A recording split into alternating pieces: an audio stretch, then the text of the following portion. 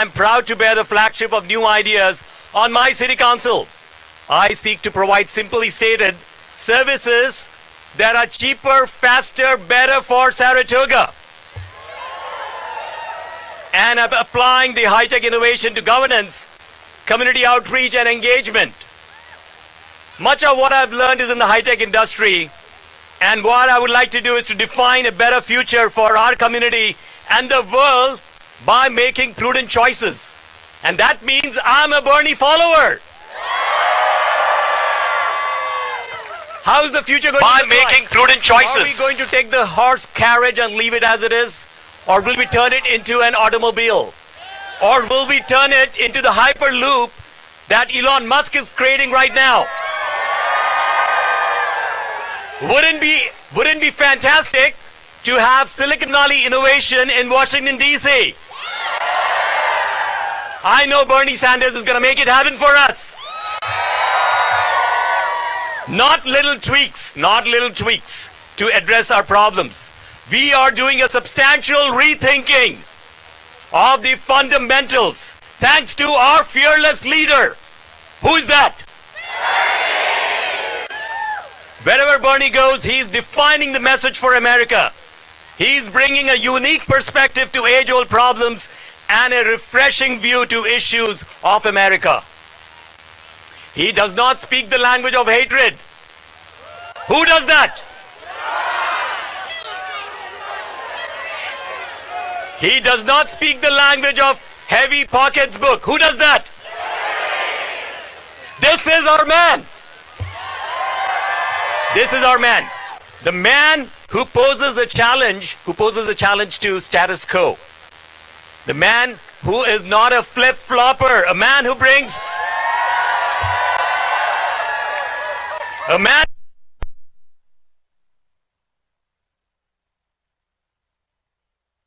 about. A man who started a revolution that all of you are part of with simply stated words. Words! His message is changing the messaging for America, and that's what I love about Bernie!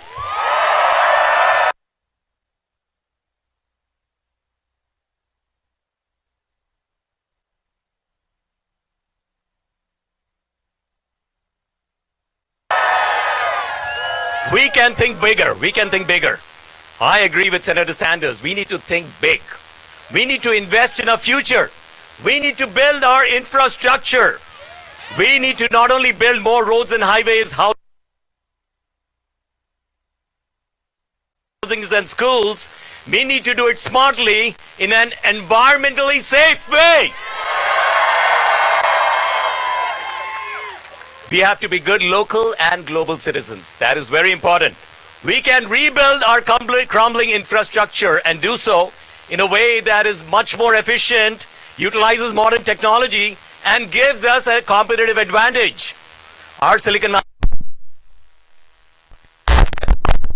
but only with Bernie's sense of American citizenship and commitment. All of this while creating millions of jobs for all of us. All of us. Do we hear this from other candidates? Because they are just saying whatever they can to get your vote. Will you believe into that? They are resorting to racism and hatred. But Bernie is standing out. And that is why you and I are feeling the burn. And so is the rest of the country. Bernie Sanders is what we have been waiting for in America. Big ideas, big dreams, big hopes, and one big tent. Workers, students, immigrants, engineers, nurses, managers, and anyone who believes that if to invest in a country means to invest in each of us. That's what Bernie is running for. Technology does not make your phone cooler. It helps you diagnose illness faster, respond to emergencies like what is happening right now, make our community safer with better services, better schools, and once again, in an environmentally conscious way. Creating hundreds of thousands of quality, high-paying jobs for all of us here. Who will benefit from Bernie's agenda on the White House? Who will benefit from Bernie's agenda? Like I said, I don't believe in everything the pundits say, but there is something I do believe from them. I believe them when they say that Bernie Sanders has shocked the world. He has started a revolution when we all wanted one. Believe me, we are the ones that will be part of the victory party. Shock of the world happening on November 1st, 2016. The pinnacle of Bernie mania is going to happen right there on that day. We will all be there to see that happen. Ladies and gentlemen, that's all I have to say. Thank you all for indulging me.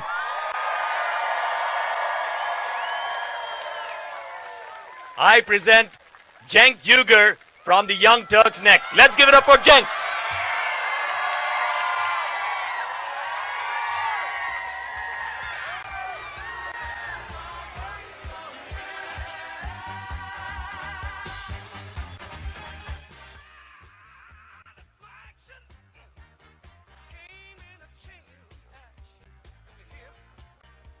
Wow.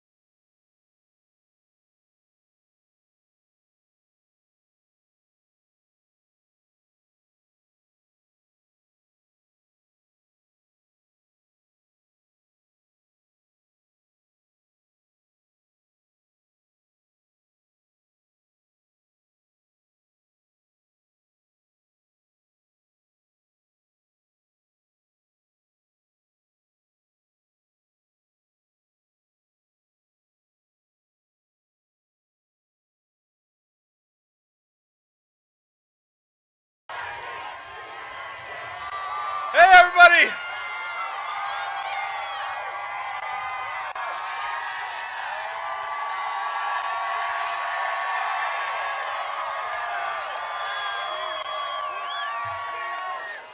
Well, I was going to introduce myself, but it sounds like you guys might know us. So, for those who don't, I'm Cenk Uygur. I'm host of the Young Turks.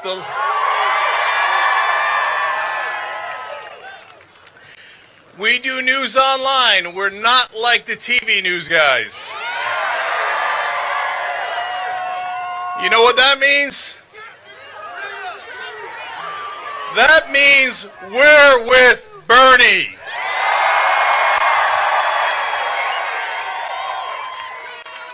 All right, let me ask you guys something. Do you think that the establishment media has treated Bernie Sanders favorably?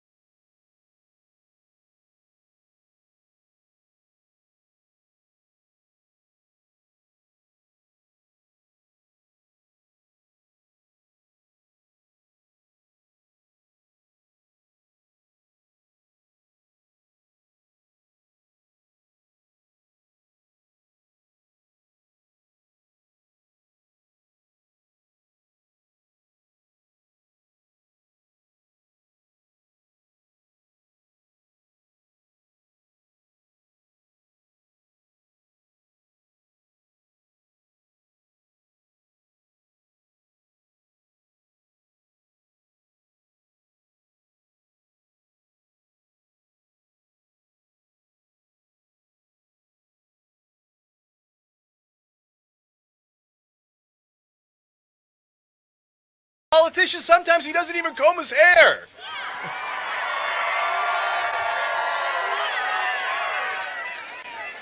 And that's what I've got to explain to them. That's why you like him, because he's real. All right, in case they're here, let's explain it to them. Do you want a slick politician? Do you want a politician that the establishment likes? Do you want a politician that the powerful are comfortable with? It's time to make the powerful a little uncomfortable, isn't it? The other day they were upset that you guys were a little too loud in Nevada.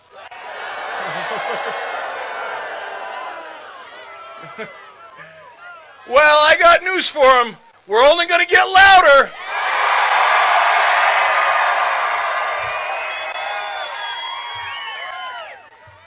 Now, if you don't want a slick politician and you want someone who's authentic, you want someone who's been fighting for 40 years, who would you want? Exactly. Now, do you want a politician who's got to calculate whether to put on a Cubs hat or a Yankees hat? Do you want a politician who's got to calculate when to work for the Children's Defense Fund and when to sit on the board of Walmart? Do you want a politician who calculates how much she's going to charge Goldman Sachs? And how much they're going to want in return? Who do you want instead? So let me explain it to the corporate media. Bernie Sanders didn't have to calculate whether he was against desegregation. Yes, Elvis is in the building.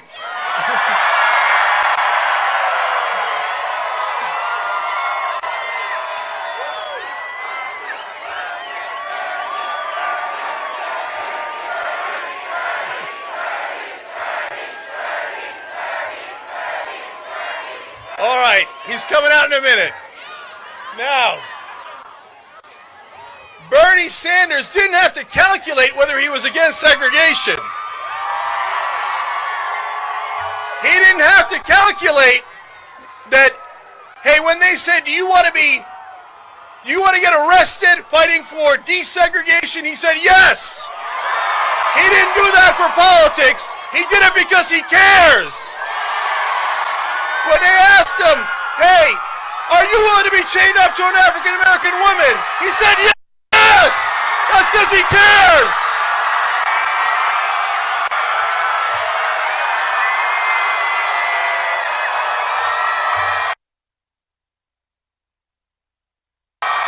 So,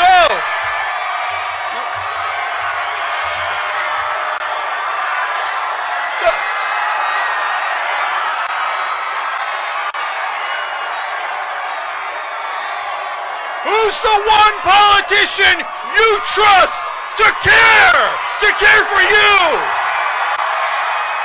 Thank you.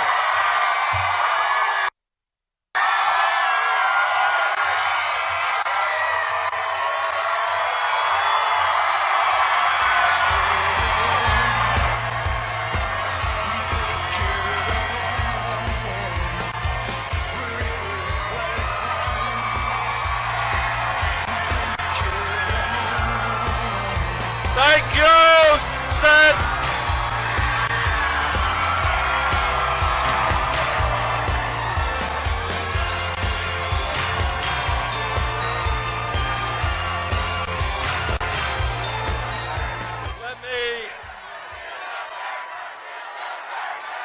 Let me thank all of you. What a fantastic turnout. Thank you so much.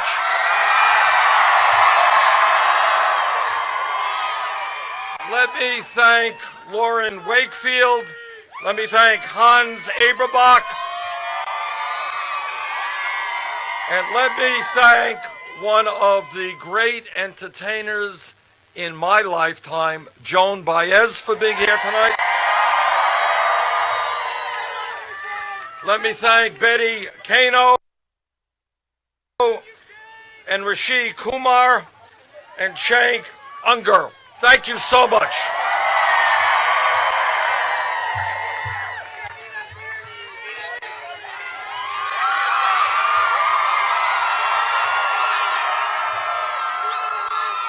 You know, our campaign has come a very long way in the last year. When we started, nobody thought that we were going to go very far, but as of last night, thanks to the people of Oregon,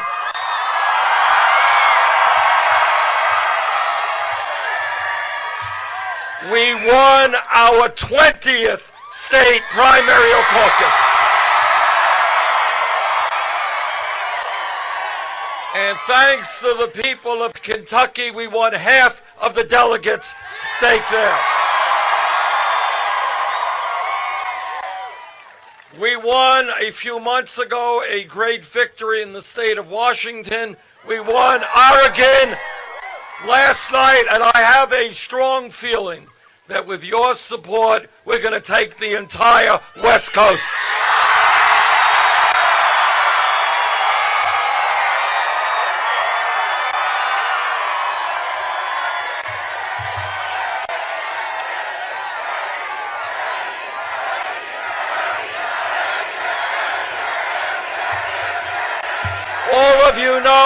All of you know that as part of the Democratic nominating process, California has by far the most delegates at stake, 475 of them. And on June 7th, let us win the vast majority of those delegates.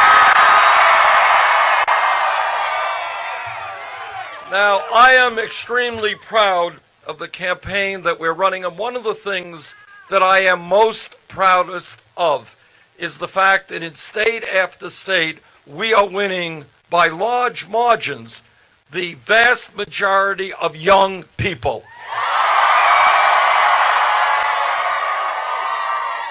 And what young people are telling me is that they understand they are the future of our country, and they want to help shape that future. And the reason that we are getting so much support from young people is they know that the future of America is an America based on social justice, economic justice, racial justice, and environmental justice. Now, in this campaign, as Cenk was mentioning, we have had to take on the entire establishment. That's okay. That's okay. We have taken on the financial establishment. And when we get attacked by CEOs from General Electric or Verizon, you know what? I'm fine with that. When we get attacked by people from Wall Street, I feel great. And we have had to take on the political establishment. In every state that we have run in, we have had to take on Democratic governors and senators and members of Congress and mayors, literally almost the entire Democratic establishment. And in state after state, the people have stood up and helped defeat the establishment.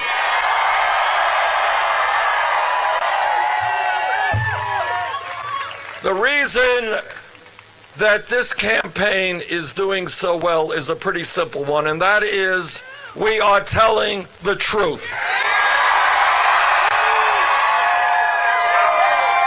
And what is the truth? The truth is, and we got to put this right out on the table, is that today we have a corrupt campaign finance system in which billionaires are buying elections. Just give you an example. The other day, a guy named Sheldon Adelson, I don't know how many of you, all right, you know him. Here is how crazy the system, and Sheldon Adelson, a multi-billionaire, is prepared to spend millions of dollars to elect Donald Trump, another billionaire.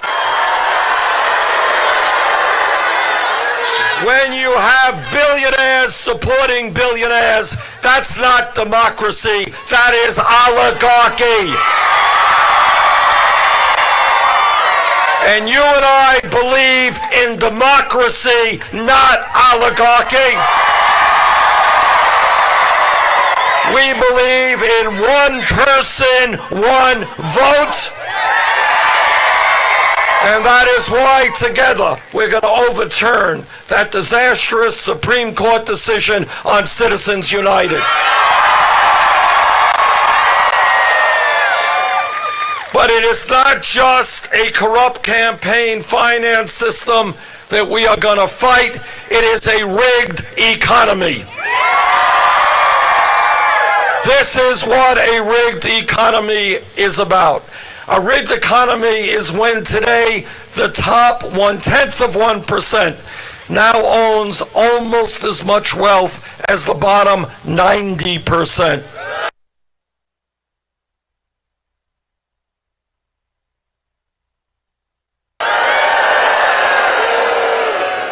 When children in America are going hungry, when veterans in America are sleeping out on the street, the wealthiest 20 people own more wealth than the bottom half of America, 150 million people. A rigged economy is when the wealthiest family in America, the Walton family of Walmart, owns more wealth than the bottom 42% of the American people.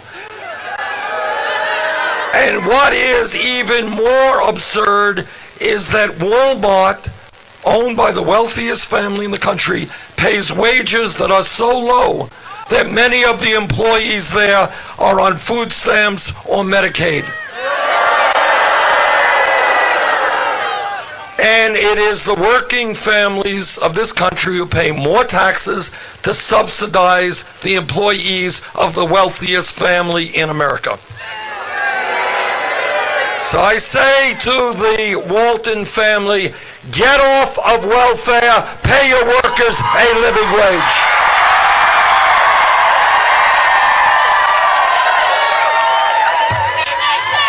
But it is not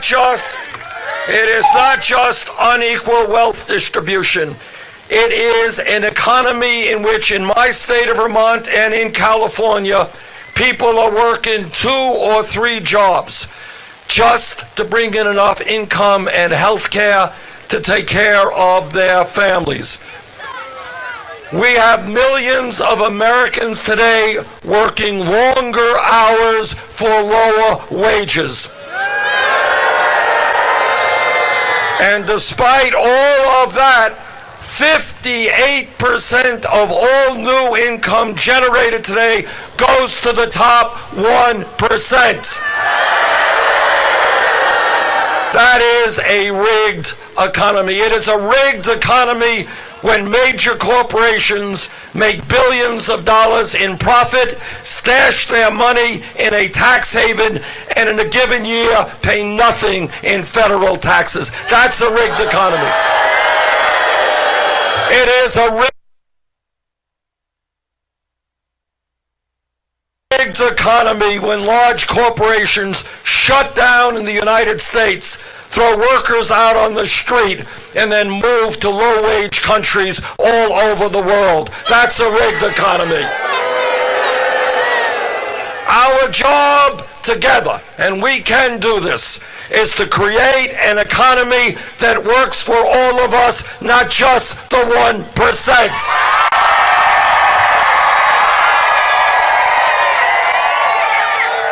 That is why together we're going to raise the national federal minimum wage to $15 an hour. Nobody in America who works 40 hours a week should be living in poverty. I am sick and tired of seeing poverty all over this country, wherever I go, whether it's in inner cities, whether it's in rural areas, whether it is in Puerto Rico, where I was the other day, whether it's on Indian reservations. Too many people are living in poverty. Politicians don't talk about it. The media doesn't talk about it. We will talk about it and address that issue.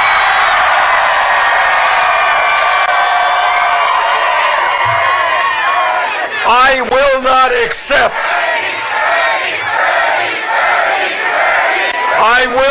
accept, you will not accept the disgrace of the United States of America having the highest rate of childhood poverty of almost any major country on earth.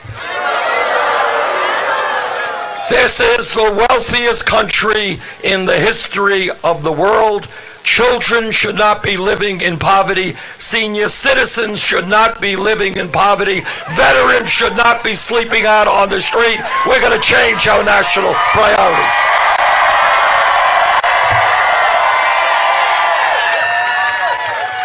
This is a campaign which is going to make certain that health care becomes a right of all people, not a privilege. Yes, Affordable Care Act has done some very important things, but we have got to go further. And I want everybody here to understand that we are the only major country on earth that does not guarantee health care to all people as a right. If elected president, trust me, we are going to change that. The function of a healthcare system is to provide quality care to all people as a right, not to allow the private insurance companies and the drug companies to make billions in profit. And that is why together we are going to fight for a Medicare for all healthcare system. This campaign is listening to women.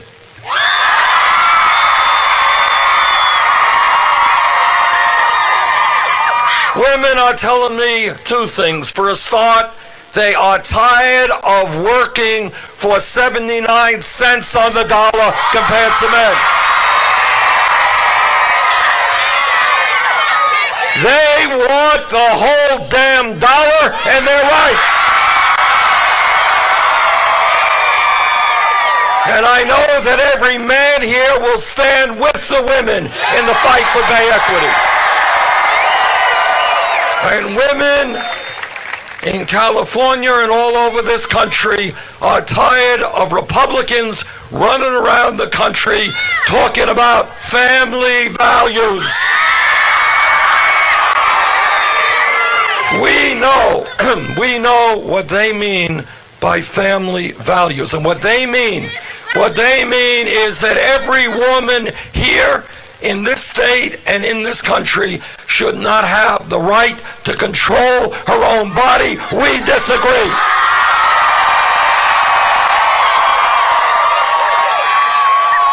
And when Republicans talk about family values, what they mean is that our gay brothers and sisters should not have the right to be married. We disagree.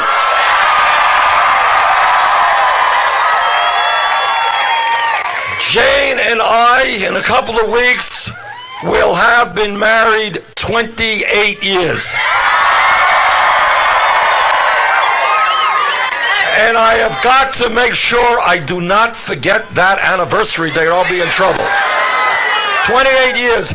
We believe in family values, but our family values are that we should guarantee paid medical and family leave for every family in this country. I do not want to see a working class woman in Vermont or California give birth to a beautiful baby and then have to go back to work in 2 weeks because she doesn't have the money to stay home with that baby. We are one of the few countries in the entire world, rich or poor countries, that does not guarantee paid family and medical leave. Together, we're going to change that.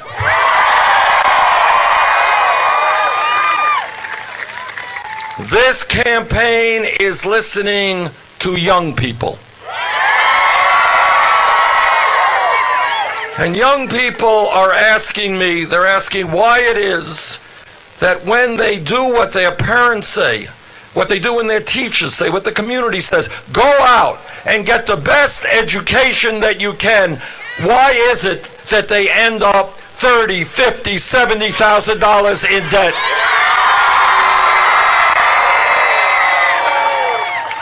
Frankly, if you think outside of the box for a minute and you understand that we need the best educated workforce in the world, we conclude we should be rewarding people for getting an education, not punishing them.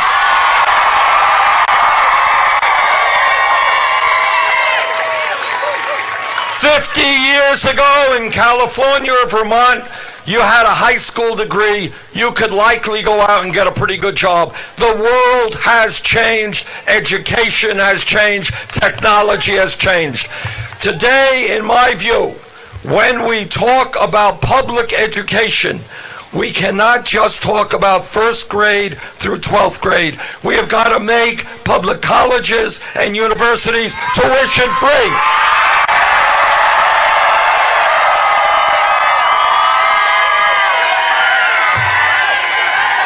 How many people here this afternoon have student debt? Well, welcome to the club. Millions of Americans every month are paying off their student debts, and sometimes for decades. That is crazy. And that is why I believe that we should allow people with student debt to refinance those loans at the lowest interest rates they can find. Now, my opponents, and there are many of them in the establishment, in the corporate media, they say, well, you know, Bernie Sanders is Santa Claus. He wants to make public colleges tuition free. He wants to substantially lower student debt. He wants to legalize my parents. We're going to get to that. We're going to get to that in 1 second. So how is he going to pay for these things? And I will tell you how. 8 years ago, as some of you will remember, the United States Congress, against my vote, bailed out Wall Street. Wall Street's greed and illegal behavior nearly destroyed our economy, and then they went crawling to the United States Congress and they said, bail us out. Congress did. Well, today, Wall Street is doing just fine. I believe we should impose a tax on Wall Street speculation. That will bring in more than enough money to make public colleges and universities tuition free and substantially lower student debt. Now, Wall Street doesn't like that idea, and I say, so what?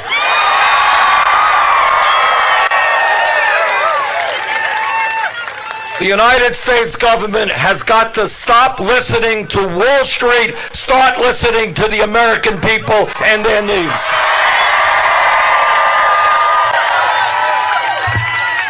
This campaign is listening to our brothers and sisters in the Latino community.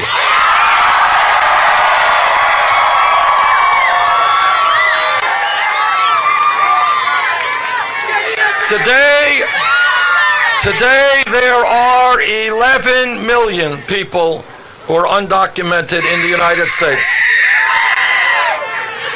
And many of them, and people don't realize this, many of them are exploited every single day on the job because they have no legal rights. And if you have no legal rights, your employer could cheat you, do anything he wants to you. Many others are living in fear. They're living in the shadows. I believe the time is now for Congress to pass comprehensive immigration reform.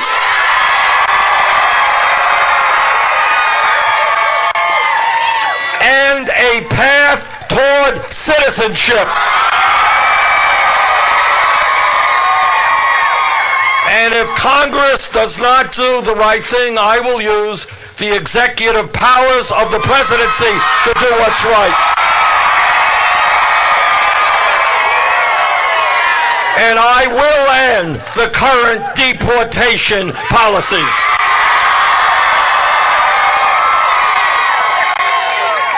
Our job in terms of immigration, and I know a little bit about immigration because my father came to this country at the age of 17 with no money. So I know a little bit about the immigrant experience. Our job is to bring families together, not separate them.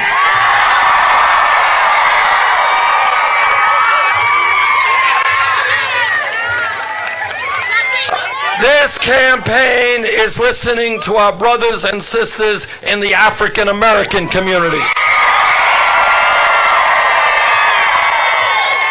I have been to Flint, Michigan, and talked to parents whose children have been poisoned by lead in the water.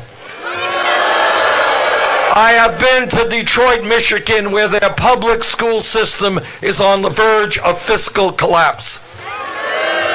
I have been to Baltimore, Maryland, where tens of thousands of people are addicted to heroin and do not have the treatment they need to get off of that addiction.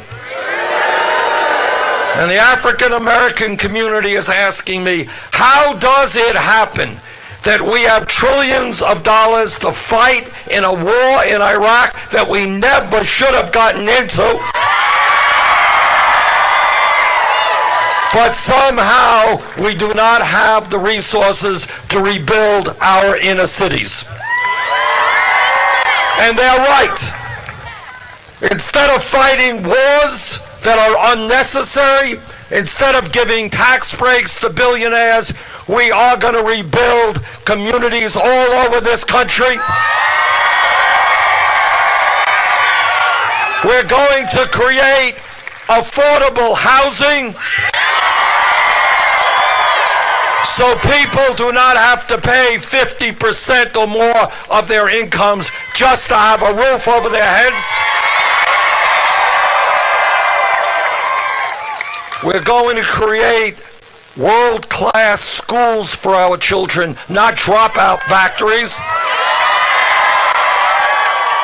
And we're going to make sure that all of our kids in inner cities and in rural America have the health care that they need as a right. This campaign is listening to a people whose voices are almost never heard, and that is the Native American people.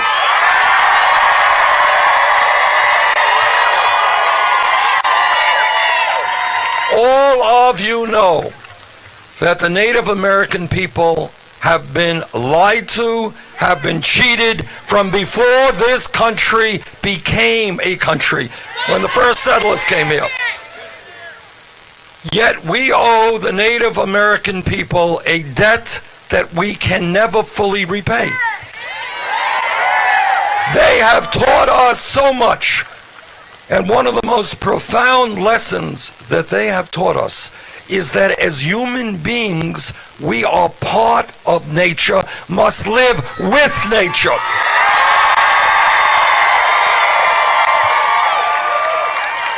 And that if we continue to destroy nature, we are destroying ourselves.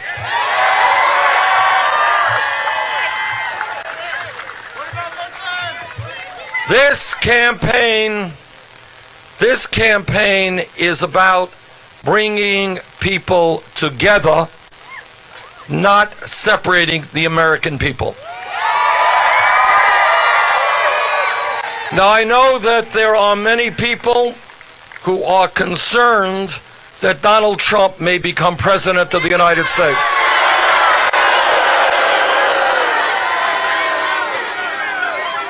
That will not happen. It will not happen because in virtually every national and state poll that I have seen, we are running way, way ahead of Donald Trump.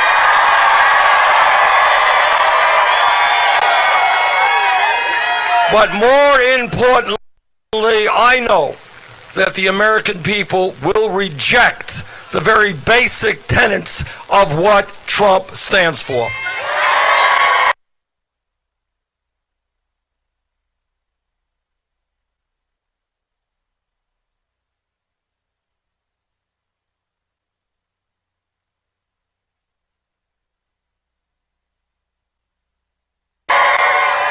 The American people will not vote for a candidate for president who insults Mexicans and Latinos. A candidate who insults our Muslim brothers and sisters. A candidate who insults women. Who insults veterans. Who insults the African American community. The American people understand that our diversity, the fact that we all come from different places, is our strength as a nation. Some of us come from Asia. Some of us come from Latin America. Some of us come from Africa. Some of us come from Europe. That is our strength. And the American people understand that coming together always trumps dividing us up.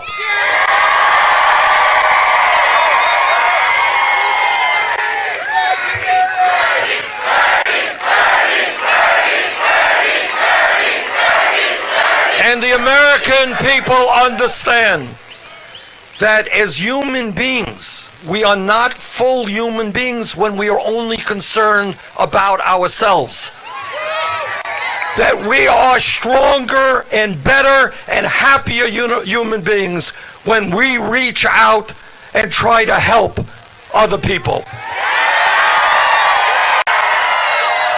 We are a stronger and better people when my family is there for your family. When your family is there for my family. And the American people understand that supporting each other always trumps selfishness. And the American people also understand what every major religion on earth has told us, whether it is Christianity, Judaism, Islam, Buddhism, whatever it may be. And that at the end of the day, what is most important for our lives is to see that love always trumps hatred.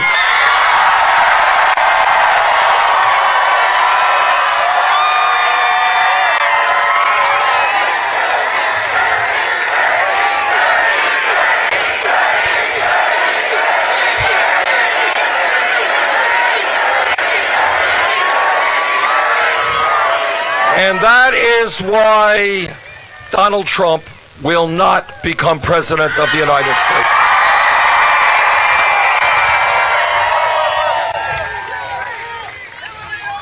When we talk about making changes in America, we have got to recognize that we have a broken criminal justice system. We have more people in jail than any other country on earth. Together we are going to end that. We are going to create jobs and education for our young people, not jails and incarceration. We are going to rethink the so-called war on drugs. Marijuana today is listed as a Schedule I drug under the Federal Controlled Substance Act. Together we're going to take marijuana out of the Federal Controlled Substance Act. Now, I live in Vermont. I do not live in California, but if I lived in California, I would vote yes to legalize marijuana.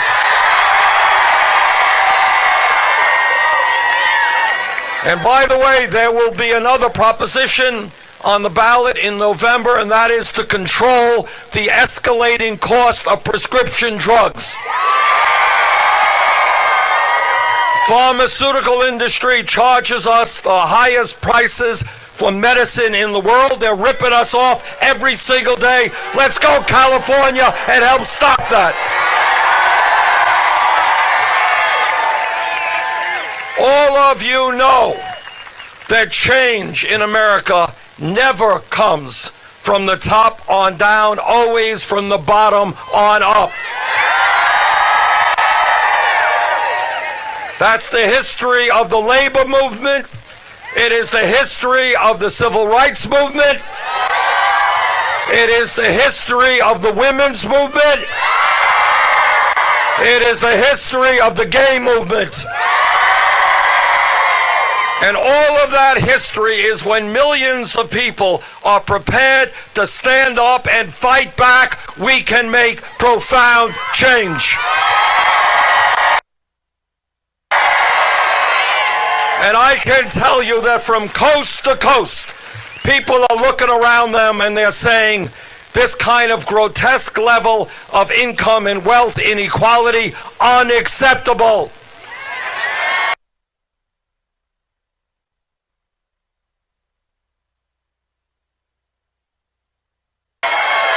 The fact that we are not dealing more boldly with the planetary crisis of climate change.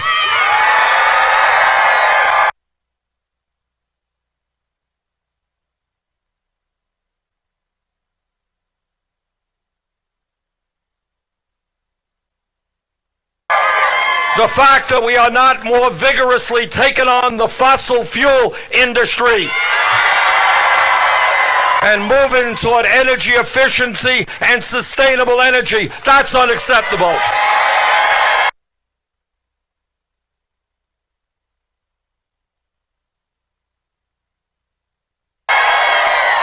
Fact that we are the only major country on earth that doesn't guarantee paid family and medical leave or health care to all people is unacceptable. The fact that our young people are leaving school $50,000 in debt, unacceptable. The fact that millions of undocumented people are living in fear, unacceptable. And here is the bottom line. Yes, Wall Street has unlimited sums of money. Yes, corporate America's greed is helping to destroy the middle class. Yes, the corporate media does not talk about the issues facing working people. But at the end of the day, if we stand together as one people,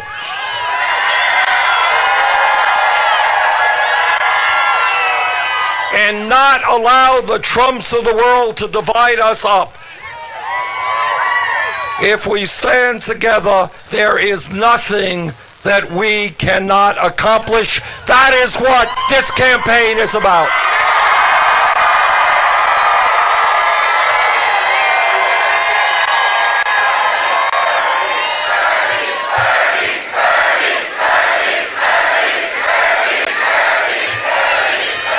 On June 7th, there is going to be an enormously important primary here. In fact, it will be the most important primary in the whole nominating process because 475 delegates are up.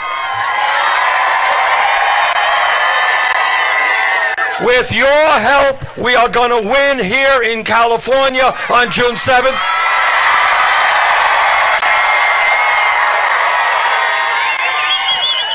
If we have a high voter turnout, we will not only win, we can win by a lot, which is what we have to do. And my hope is that this great state, one of the most progressive states in the country, will make it loud and clear and say to the American people and the world, California is on board for a political revolution. Thank you all very much.